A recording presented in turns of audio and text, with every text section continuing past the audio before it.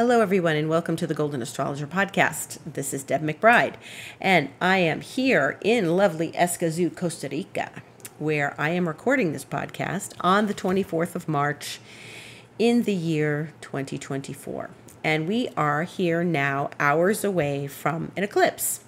The eclipse will occur at 3 a.m. Eastern Time, 1 a.m. my time, midnight if you're in the Pacific time zone. And if you are in Europe or Australia, it's going to happen later. Well, it'll already be Monday for you, and you'll be experiencing this throughout your day as opposed to the middle of the night like us in this region of the world. So this is a lunar eclipse. It is not a total eclipse. It's a full moon, and this is what eclipses do. I've been talking about eclipses for a long time. I talk about eclipses every eclipse season. I talked about them on Instagram. I did a masterclass on eclipses a few months ago. You can still get it at my website, thegoldenastrologer.com, book online. And eclipses are when the sun and the moon are, astrologically speaking, they are connected. Well, they line up with the Earth, but they are connected to the nodes, the North Node and the South Node. And every month we have a new moon and we have a full moon. But we know eclipses are coming when we see that the sun and the moon are lining up with those nodes. And the nodes are a point in space. So you know your nodes. If you know your astrology, you know where your North Node is, your South Node. You know what nodes feel like. But those are very sensitive points in the astrological chart. And they are very much where our relationship fault lines are, because it's an opposition. They are very much where we feel like we can't release ourselves from those South Node habits, that old habits die hard. They are very sensitive points in the astrological chart for everyone. And the nodes right now, the North Node's in Aries, the South Node is in Libra. The South Node in Libra is where the eclipse is happening. It's a little bit distant from the South Node because the lunar eclipse, which is the sun and the moon in a full moon. The North Node, Aries, is where the sun is right now because we know we're in Aries season, right? And then the full moon, the moon, is going to be sitting close to the South Node, not at the South Node. And so that South Node eclipse is where we release. So eclipses in Libra often mean we're, trying to be polite. We're trying to be diplomatic. Sometimes those things have to be released. Sometimes we have to just let them go. This is a releasing sort of eclipse. Your relationships during this time, and this does not need to be your personal intimate relationship. Your relationships can bring a little bit of that South Node eclipse feeling to them. And certainly you may feel the disappointments that surface right now in your relationships. That doesn't mean the person should leave your life. That means that they said or did something that really reflects a deeper part of you. So you've got to look at you relative to whatever feels disappointing or untenable or uncomfortable or angering, wherever that goes. And you need to look at whatever it is that you are seeking to gain from them. So here's the crux of this. The South Node is where we want to be gratified, not fulfilled. Fulfillment comes with the North Node. So gratification, and sometimes instant gratification, comes from wherever the South Node is. Right now, it happens to be in Libra. 2 years ago, it was in a different place. 2 years from now, it'll be in a different place. A year from now, I think it's going to be in a different place. So right now, we're focusing on eclipses in Aries and Libra. And the South Node in Libra is about the gratification we're seeking in our relationships, whether that means it's personal one-to-one intimate, or your best friend, or your next door neighbor, or your experience of a colleague at work, maybe one of your kids, something that is a dynamic between you and someone else. Now, I wrote a blog the other day about this, and if you want to, if you're on my mailing list, you received it. But I wrote about the eclipses. So the experience of the eclipses really depends on what kind of emotional state we find ourselves, in order to experience them. Ideally, you want to remain detached and kind of cool. It's easy for me to say, I'm an Aquarius, right? Those are the words we use to describe Aquarius: cool and detached. We do have our hot-headed moments. You want to not put so much on other people, because they're going to disappoint you right now. Not everybody, but somehow I'm finding that if you're looking towards someone for some sort of gratification or some sort of connection, it may elude you during this time. And you have to look at why you want that gratification. Tricky, right? You got to own some stuff here. And the reason we get hot under the collar during eclipses is because our most vulnerable and sensitive points, like the nodes, are being touched. And they're heated up. They're definitely hot. And when we go into eclipse season, we want to be sure that we are not shooting anger, frustration, emotions at somebody else.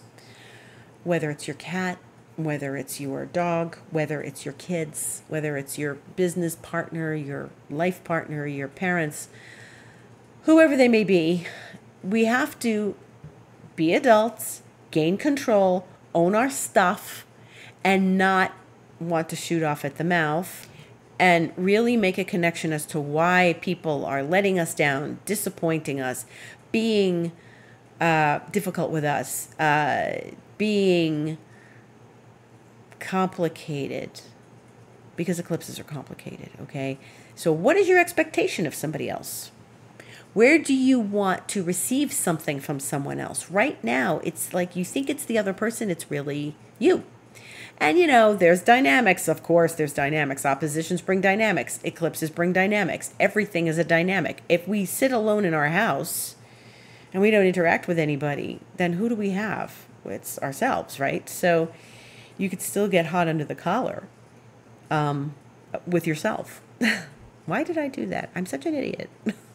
So the expectation we have of other people could be disappointing right now. And the expectation, whether high or low or whatever, is, something that we have to examine during this time. So what was your expectation that disappointed you? How did somebody disappoint you over these next days? It occurs, the eclipse, and then for a few days, we still feel it. You may go, hey, I made it through the eclipse when you get up tomorrow morning in this region of the world, right? Maybe not. Maybe later in the day it's a problem. Maybe Tuesday it's a problem. Maybe Wednesday it's a problem. Maybe it all comes to a head during the second eclipse, which is not till April 8th. But tomorrow morning in this region of the world, we're having an eclipse. And they are something that I think can be very sensitive and vulnerable and maybe a bit of an ouch.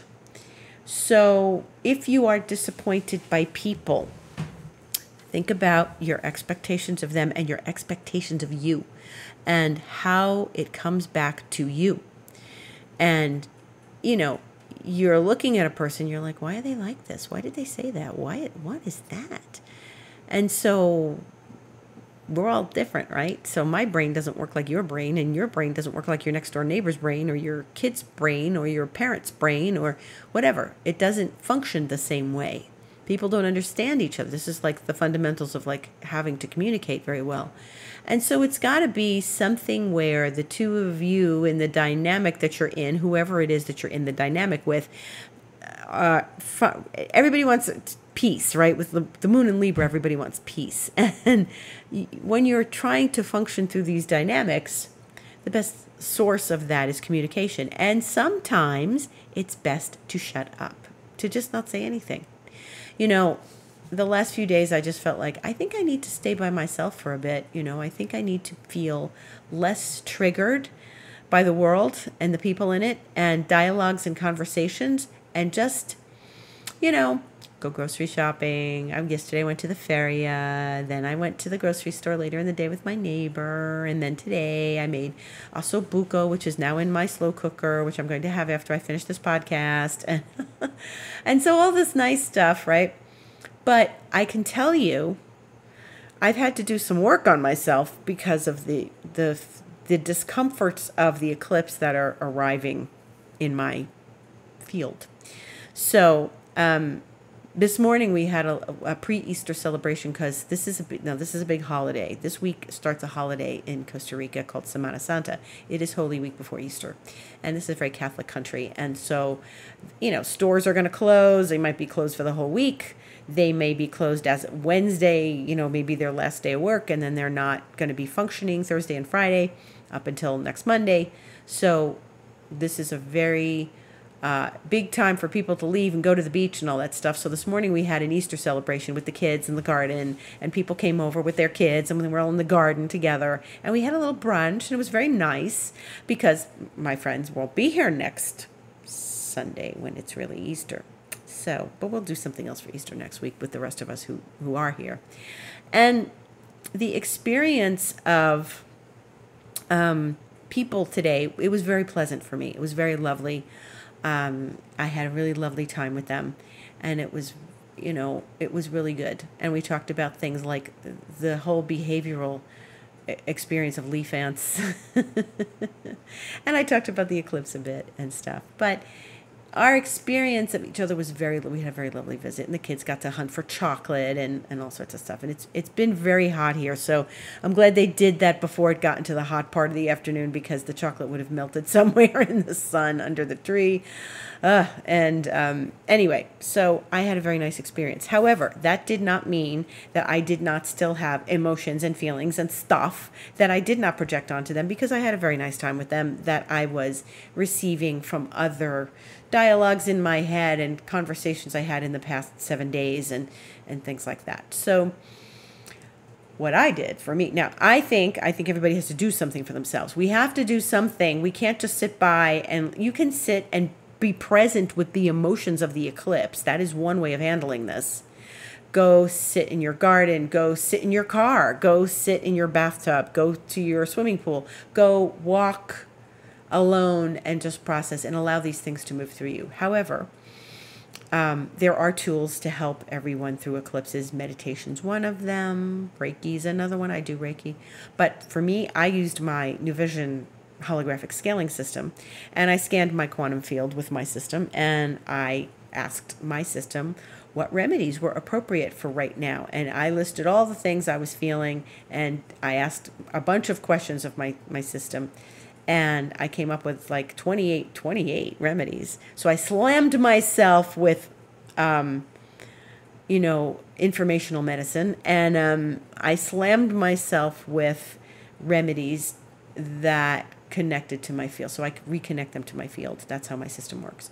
So I did that, and thereby shifted and changed a lot of the emotions. I did it to my field. I also can program a bottle of water. So I did that. And I actually feel a whole lot better. So I used my tools. I feel a whole lot better. And it just lifted a lot of the yucky things. I've had wacky dreams. Last night I had a dream. The night before I had a dream. They were so intense. Oh my God.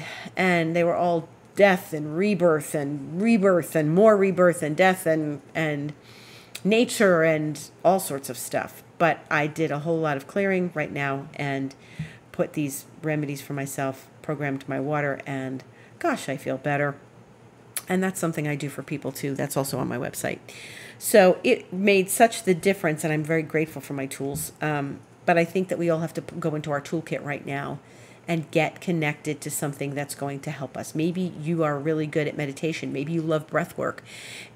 Maybe you are someone that really is deeply in a therapeutic process.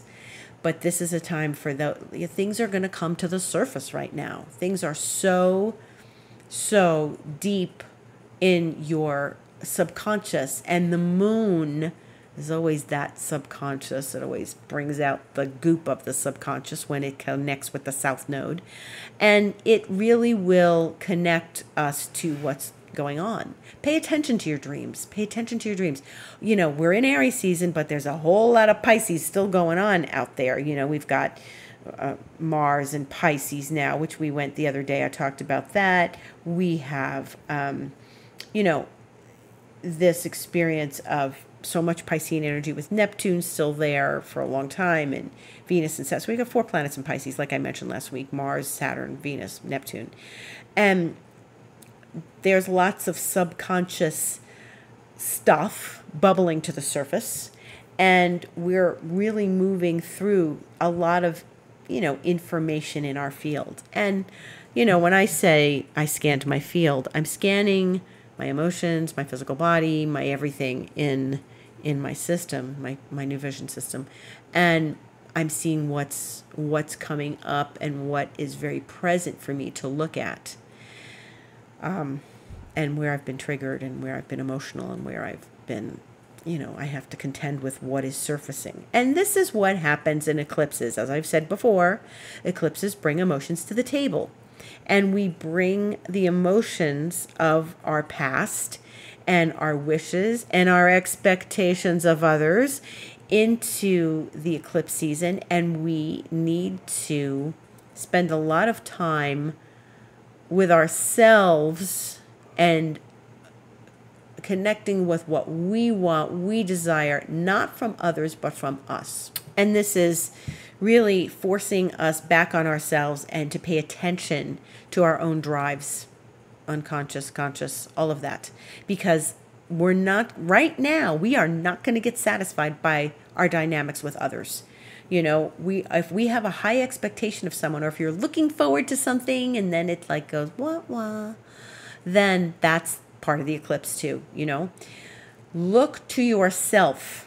Heal yourself. Work with self. This is Aries. The sun is Aries. The North Node is Aries. And I can tell you that if this eclipse brings unsavory dynamics with others, it's coming from you. And you are going to get a clearer picture of this, and it's going to be a better experience when we have the eclipse on April 8th that is solely in Aries, because the sun and the moon will be in Aries. That feels like a more clear eclipse to me. Aries doesn't mess around. They don't want to waste time. They just want to get clear, right? They don't want all this heavy energy hanging. And by that time, Venus will be in Aries, and that'll be very nice. Even though Venus does not love Aries, she likes Pisces more than Aries, but it's a more positive spin on the eclipse. And the other thing that's been happening, remember the other day we were having Venus and Saturn conjunct, and that's still kind of present. They are separated. Venus has moved on. But the hangover of Venus-Saturn feeds into this eclipse. Venus rules Libra, right? And if Venus is connecting with Saturn, then it's like, meh, well, what do you mean? Well, why aren't you as happy about this as I am? I thought you loved me. There's a lot of I thought you loved me. What about you love you? That has to come first. So, work with this energy. When you're disappointed by somebody else, go back to yourself and ask yourself what kind of expectations you had of the situation, the relationship, the dynamic, the conversation. Where were you vulnerable? Where were you like a friendly puppy that went in and like, yeah, let's play. And then you kind of got slapped around. It doesn't mean that everybody is going to do this to you. Like I said, I had a very positive, lovely experience with everyone here in my garden this morning, and everybody, well, the main garden. And except for the cats, of course, because Camaro always has to start a fight with the other cats because he's an alpha male. But that being said, it's the cats feel eclipses too. Your animals feel these things. Our animals feel them, and they need support and love just as much. And they may be disappointed in you, and you're like, but I love you and I give you everything. What are you disappointed for? It doesn't matter. This eclipse is setting up a disappointment vibe. Okay? So Be very, very cautious in navigating your relationships with others these next days. Just when you think it's safe to come out of your shell, you might get slapped. You might say something and somebody says something back and it's like, wow, where did that come from? They're feeling it. It's an eclipse for other people too, you know? And if your Libra friends are not themselves, let them be, okay? Because they're really feeling this quite complicated thing, okay? So this is really something where Libra, Aries, Capricorn, Cancer get the brunt of it. So if you've got planets in those places, it's going to be likely that you feel this more strongly than maybe your Leo, Aquarius counterparts, you know, the people in your life. Oh, what eclipse? Now, I'm feeling this very strongly, and this is making a very nice aspect to my chart, but I'm still feeling this very strongly. So, you know, I believe that we're all going to feel it on some level. It's happening for all of us, so we have to just contend with our feelings, our emotions, and our dynamics with others. Other things are going on this week. There are other planets. There are other aspects. Right now, and I spoke of this a bit last week, Venus in Pisces is making a very lovely aspect to Jupiter in Taurus, and that's today, and that's a very sweet thing. Those are the two benefics. And Venus is in Pisces where she's exalted. Jupiter is in Taurus, which is Venus's rulership, and actually Pisces was where Jupiter ruled and is a co-ruler before they discovered Neptune. So Jupiter in Pisces would have been good, just as Venus in Taurus would have been good. They're in each other's homes. Venus is in Pisces, Jupiter's in Taurus. They're sort of connected in that way. Hopefully this smooths over your eclipse experience. It's about relationships as well, because Venus is about relationships, and Jupiter is a very social planet as well. So just appreciate and have gratitude for what you have in your life. This is a very gratitude-oriented aspect, Venus and Jupiter. So it's lovely. And so this is something that can be very positive and expansive. The moon's going to be in Libra until Wednesday when it goes into Scorpio at 5:03 a.m. Eastern Time. It will have gone void the night before, 7:09 p.m. on Tuesday. So that's pretty much later in the day when we're not focusing on getting things accomplished and achieved. It'll go into Scorpio and then stay in Scorpio for a few days and then go into Sagittarius on Friday, which is Good Friday if you believe in such things. It's Good Friday before Easter. The moon enters Sagittarius 3:52 p.m. Eastern Time. Otherwise, it's a relatively quiet week. We have some nice Venus talking to Uranus as well on Thursday the 28th. And when we have Venus and Uranus together, and Uranus is in Taurus and Venus is in Pisces, now this is a different dynamic than the Venus-Jupiter, because Uranus is more excitable. Uranus is an outer planet, and Uranus does not rule Pisces like Jupiter does, co-ruler. Venus still rules Taurus. So this is a sextile. This is a very nice, smooth, lovely relationship between Venus and Uranus, and they are compatible in this realm because they're talking sweetly to one another.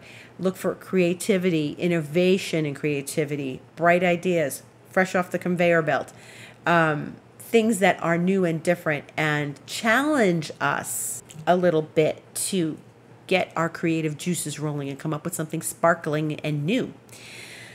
It's a nice time to be sparkly with your friends. It's a good social thing. If you live in Costa Rica, that's like, yeah, vacation, yeah. And so people are like going to the beach and everything. And this is something that's very sparkly for people here in this country because they're going to have a nice vacation. And it's a good week for a vacation because Mercury, planet of communication, is slowing down. Yes, that's right. You remember that Mercury is going retrograde April 1st, which is a week from tomorrow.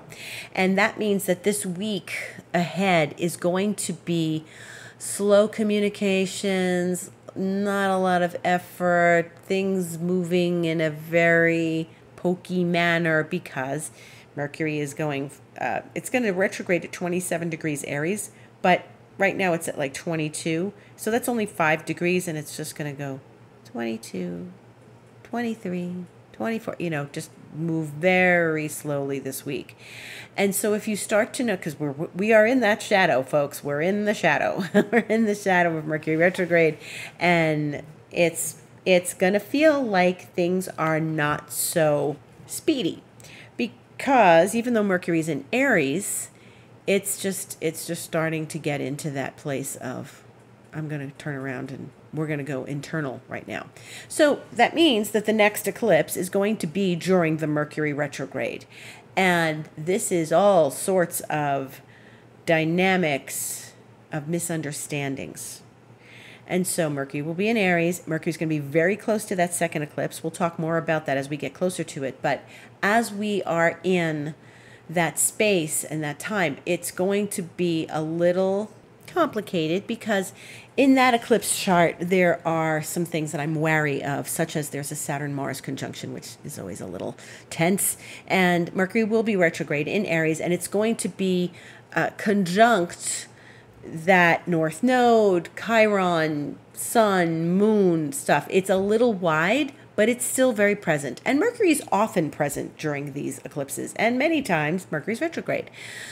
So I expect that there may be some miscommunications. There's some kerfuffle around dialogue with people and all. So again, just, the more awareness you have, the less likely you're going to have a problem. And just listen to your intuition.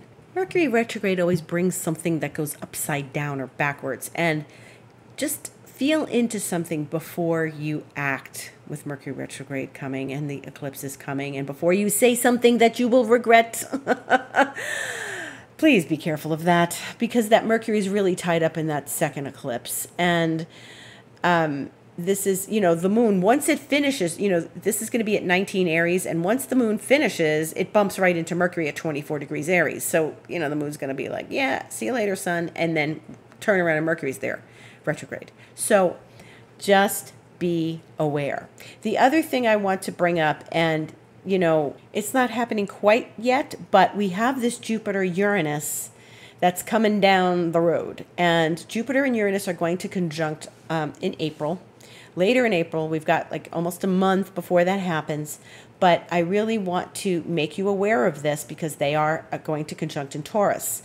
And I talked all about this in my Year Ahead Vision of 2024, Vision of the Future 2024 masterclass that I gave in December. That is also still available on my website, thegoldenastrologer.com. And you can go to book online and you can find that masterclass there. And it is going to describe, going through every house, what Jupiter and Uranus are going to feel like. So if you have them going through your 5th house, your 6th house, your 7th house, etc., they are in Taurus. And, one of the things about Venus, remember I said Venus and Jupiter were talking very sweetly to each other today, and then Venus is going to talk very sweetly to Uranus on Thursday with the same aspect.